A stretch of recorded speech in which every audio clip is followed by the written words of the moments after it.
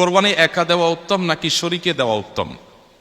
কোরবানি অবশ্যই ভাগে না দিয়ে একাকী দেওয়া উত্তম, এতে কোনো সন্দেহ নাই। আপনি একটা গরুর 7 ভাগের 1 ভাগ নিলেন, এটার চাইতে আপনি একটা ছাগল কোরবানি দিলেন, এই দ্বিতীয় অপশনটা অবশ্যই উত্তম, এতে কোনো সন্দেহ নাই।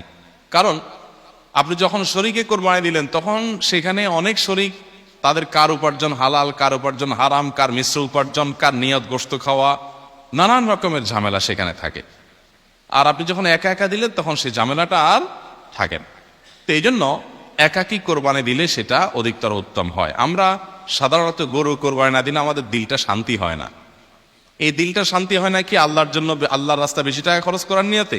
সেটাই যদি হয় তাহলে অন্য খাতে দানের ক্ষেত্রে কেন এত আগ্রহ দেখা যায় না? তো এই জন্য আসলে আমাদের নিয়তটাকে পরিশুদ্ধ করা দরকার যে আমরা কেন কোরবানি দিচ্ছি। অতএব কোরবানি আপনি একা একা দিতে পারলে সেটা উত্তম। হ্যাঁ, শরীকে দিলে সেটা জায়েজ আছে, না জায়েজ না। শরীকে কোরবানি করতে হলে কোন কোন বিষয় লক্ষ্য রাখতে হবে? শরীকে কোরবানি করতে হলে আপনাকে লক্ষ্য রাখতে হবে প্রথমত যে শরীক সবার উপার্জন যেন হালাল হয়।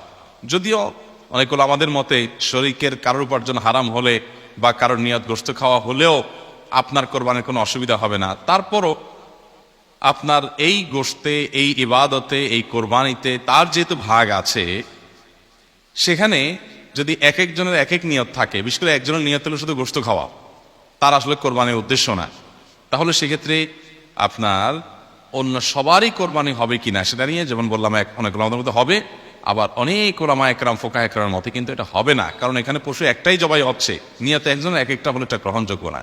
এক।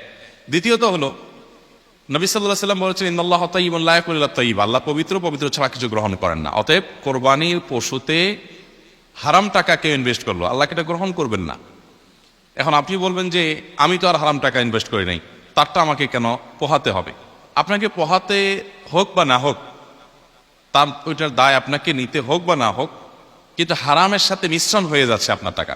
তো এই টাকাটা তো মিশ্রণ হোক, সেটা আপনি না চাওয়া উচিত। সেই সব জায়গা থেকেই শরীকে কোরবানি করলে সবার উদ্দেশ্য ঠিক আছে এটা খেয়াল করা দরকার।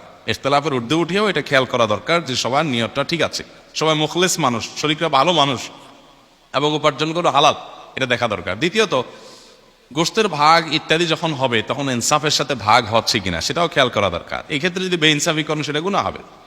আবার কোরবানি অশুদ্ধ হয় কিছু কারণে, সেগুলো যেন না থাকে খেয়াল করা দরকার। যেমন আপনার কসাইকে আপনি গোশত দিয়ে পারিশ্রমিক দিলেন বা টাকা কম দিয়ে গোশত দিয়ে পোষায় দিলেন, তাহলে এটা পারিশ্রমিকই হলো আলটিমেটলি, এটা জায়েজ নেই।